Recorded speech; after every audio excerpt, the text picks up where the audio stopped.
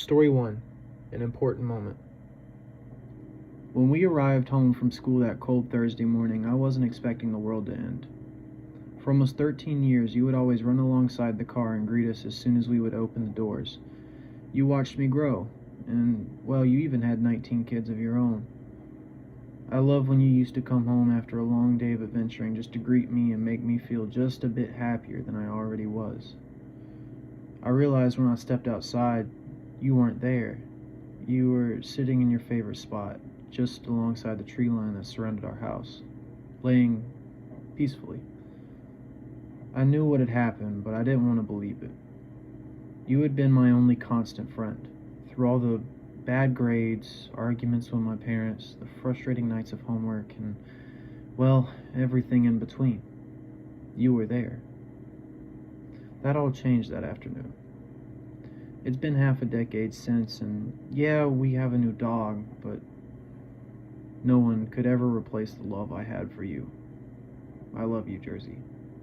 Rest easy, girl. Story 2. Listen up.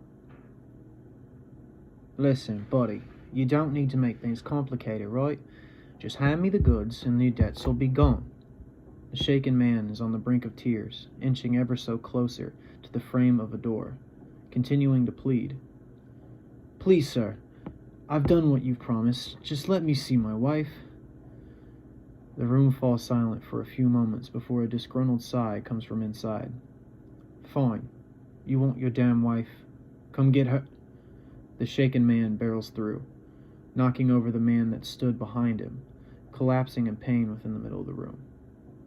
The shaken man hits the floor, knowing that he's been set up.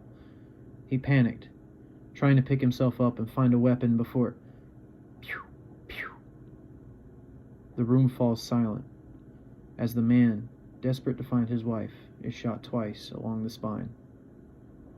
A masked figure wearing a blue ski mask emerges from the darkness before its fingers run softly alongside the now deceased man's cheek. You never learned to listen to others, did you, sweetie?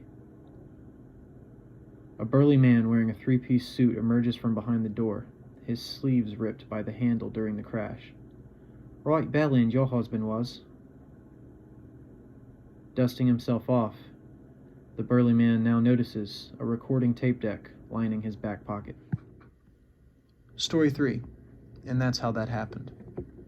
So, my girlfriend almost got me arrested, but just before we get into that, let's give you a little bit of context.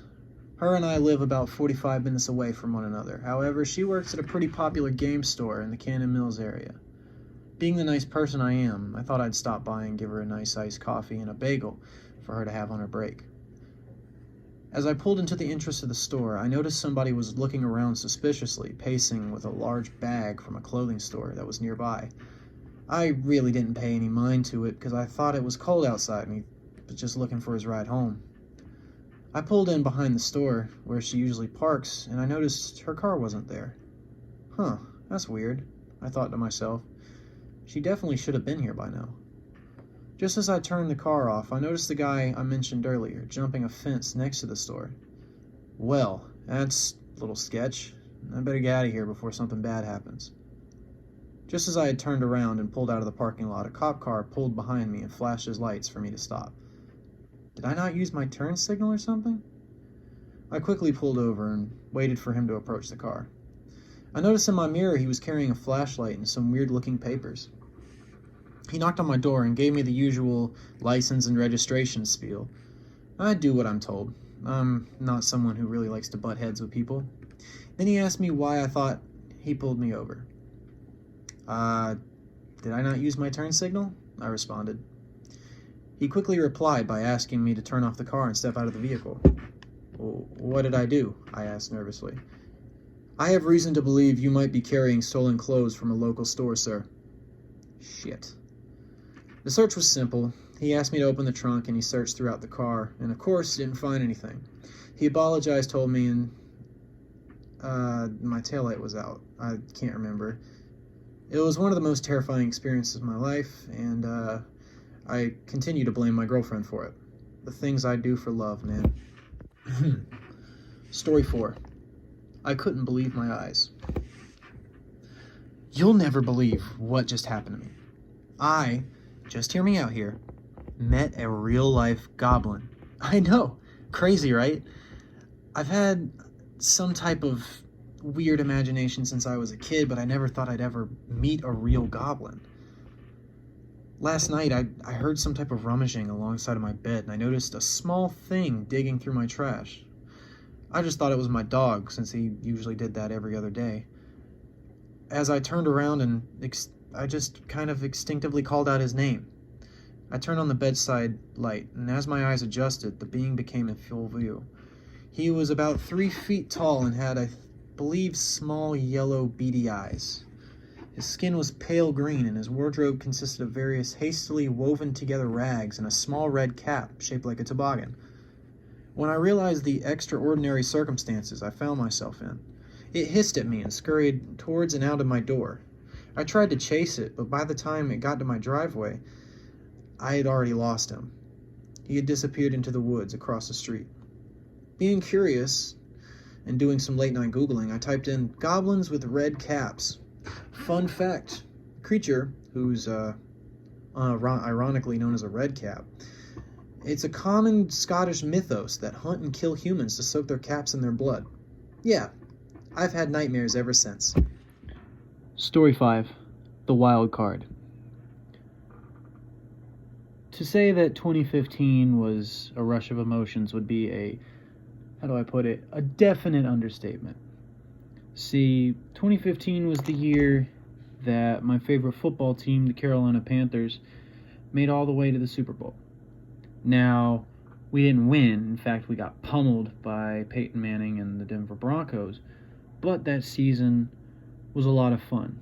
It was also filled with a lot of controversies, particularly Cam Newton being crucified on the field live on television and nobody doing anything about it.